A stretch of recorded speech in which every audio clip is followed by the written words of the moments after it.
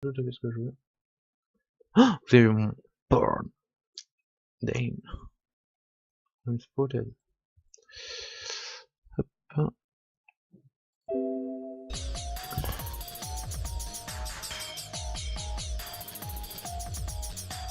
That's good. That's good. Ok, donc là, je barre. On avait dit qu'on était en bleu. Je te l'ai dit.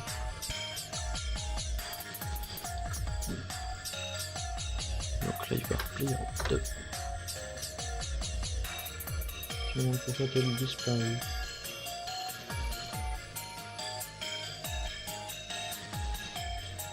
Aucune idée. Pourquoi j'ai mis un moins? En vrai, je fumais quelques moquettes. Et donc ça, on le passe en 5. Pourquoi ce bleu me paraît si foncé?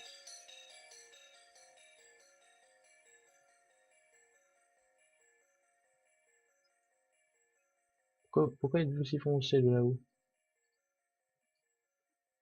Fort étrange, fort étrange. Pourtant, on fait rien fait de différent, je sais pas. Ma foi, pourquoi pas. Et donc la directional light ne nous sert que rien. Ah bah si, tout de même les enfants. Et donc ça passe, hop, voilà, c'est mieux.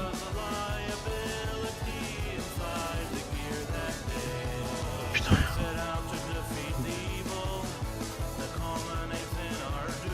Intéressante cette chanson, c'est disturbing, intéressant.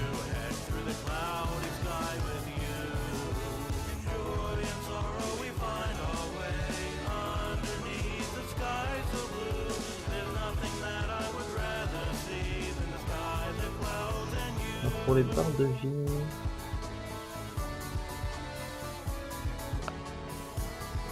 HP1, bien pour ça un truc pour les barres de vie. C'est qu'elles risquent de nous poser problème si on les rétrécit.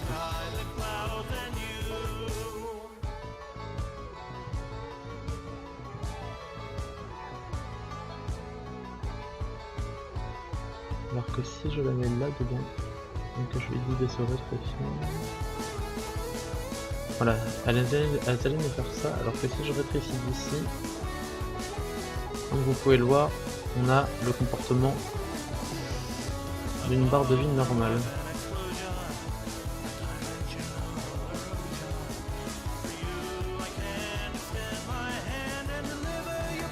Parce que je comprends toujours pas pourquoi elle s'allume à l'envers.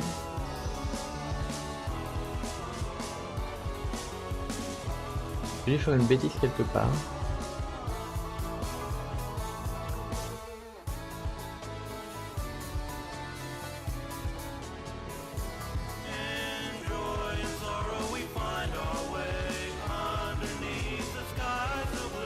Alors pour toi tu devrais être en scale négatif.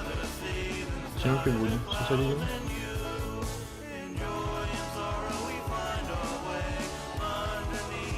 Donc plus t'es scale, moins t'es content. Bah, écoute, je t'invite à ne pas te scale, c'est vraiment ce qui te dérange.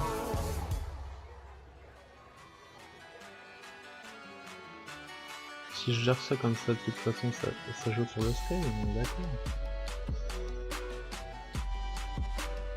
Mais ça fait la couleur, bon bah très bien. Je découvre. Donc nous disions 0,5 et 8, non, je sais plus du tout ce que j'ai mis. 5, enfin, bref quelque chose comme ça. 5, oui c'est ça. Et 0,0. 5. 2. Aucune idée. Je ne sais plus où j'habite. Je sais ce que je faisais. 3 ça me paraît trop. 2.5 ça me paraît bien. 5 ça me paraît plutôt bien. Je pense que c'est ce que j'avais.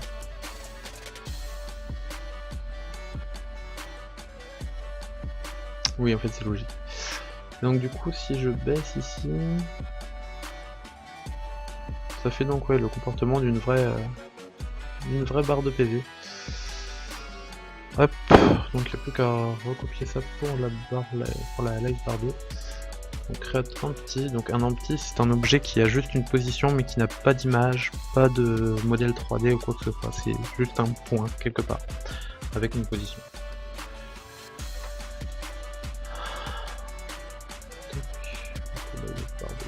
On la retire de HP1 parce que HP1 n'a pas à tout avoir. J'en ai marre, je reviens.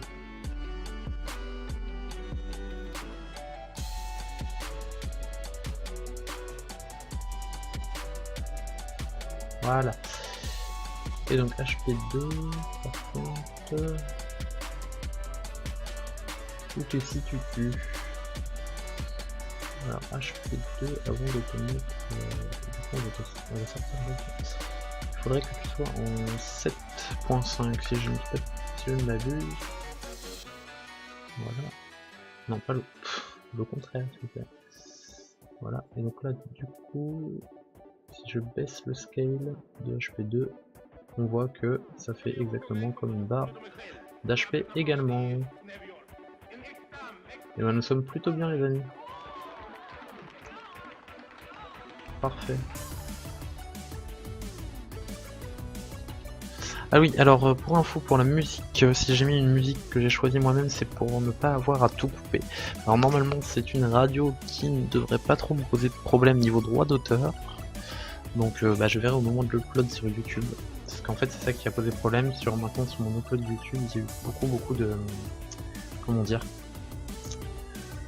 de choses que je n'avais pas le droit de poster, voyez-vous.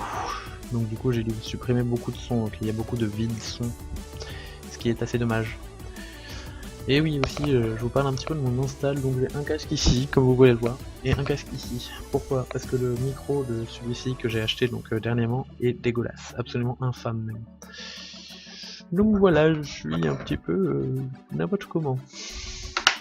Mais c'est pas grave, on s'en sort très bien avec ça.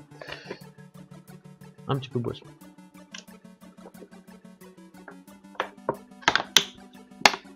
Il me reste 1h20 et je n'ai absolument rien fait. Bon, il fallait que je mette en place, que j'établisse l'idée, etc. Donc pour la base...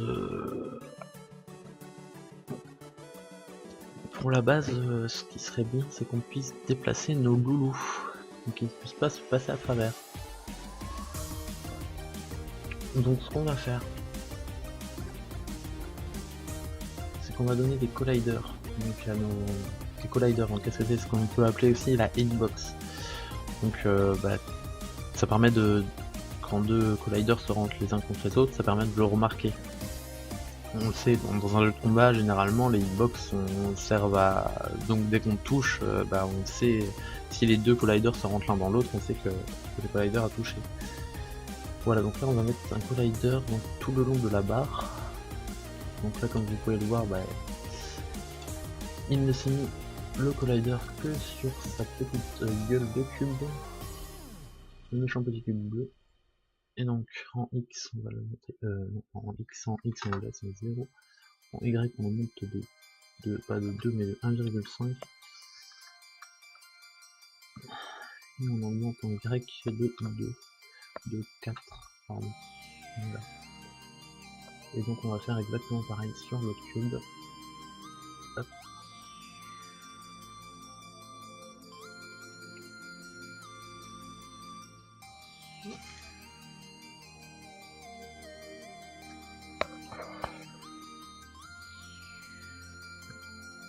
Hop hop hop. Donc Y1.5 et Y4 et voilà. Et voilà les amis. Et voilà les amis. Donc nous avons nos deux personnages avec des colliders, n'est-ce pas? J'ai oublié de remettre le fond. Donc on va remettre le fond. Et cette fois c'est celui-ci avec on l'allume et on l'allume. Alors les cubes players sont pas en 0 mais en 1 en ordre linéaire. Il reste 2 ans.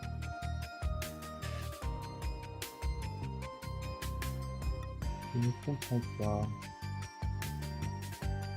Qu'est-ce que je fais comme bêtise?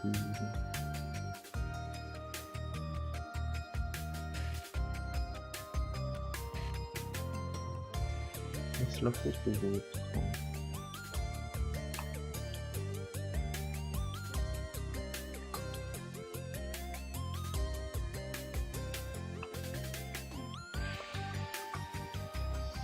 C'est faute au panel, n'est-ce pas?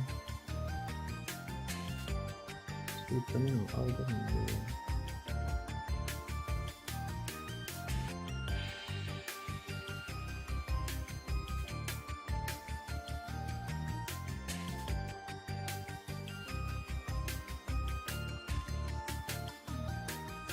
coup j'ai 270, comment il est pareil. Il y a 201. Voilà. Et après le 30 pas de 30 et je passe en 0. 1, si je passe en 2. Ça fait n'importe quoi. D'accord, pour dire que ton cube bleu est celui qui infligera le moins de dégâts. Donc ça serait, je pense, bien mieux de faire en sorte. Le moins de dégâts et à l'inverse. La partie rouge inflige le plus de dégâts. Non, pas le plus, je pense quoi. Je suis assez d'accord, Fozung.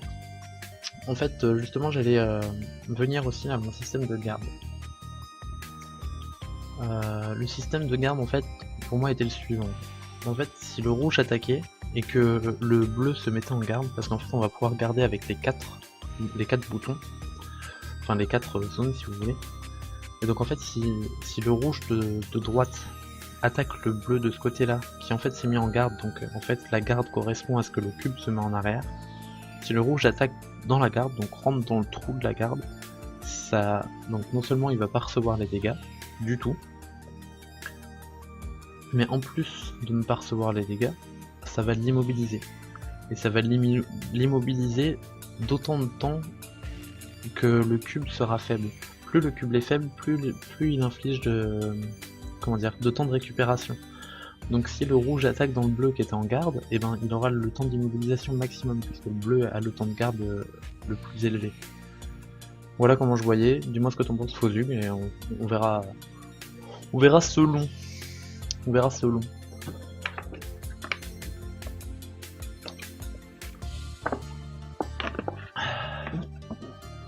Fois Fozug, ton background est plutôt joli. Si je puis me permettre.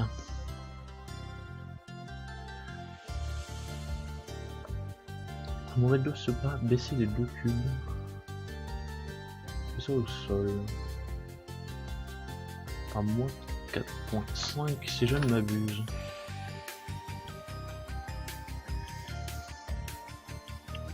Voilà. S'il faut dire que je n'ai pas été très clair dans ce que j'ai raconté, tu peux me le dire également et je peux te réexpliquer. Ouais, c'est ça, faut dire. Ah bon. Oui, aussi, il faut savoir que je compte mettre aussi un lag input. C'est-à-dire que on pourra pas spammer les attaques. C'est-à-dire si on tape rouge, le rouge étant le plus puissant, c'est aussi celui qui a le temps de lag le plus long. Donc il met un gros coup. Alors que le bleu il fait. Donc du coup on peut faire bleu, mais faut penser qu'au bout d'un moment l'autre il le voit et pouf, il met un temps d'IMO et il est colle un gros rouge dans la gueule. Voilà. Dis-moi toujours ce que tu en penses. Mais ça je pense que ce jeu il va me mettre beaucoup plus de temps à l'élaborer. Ce soir nous aurons peut-être des cubes qui se tapent déjà.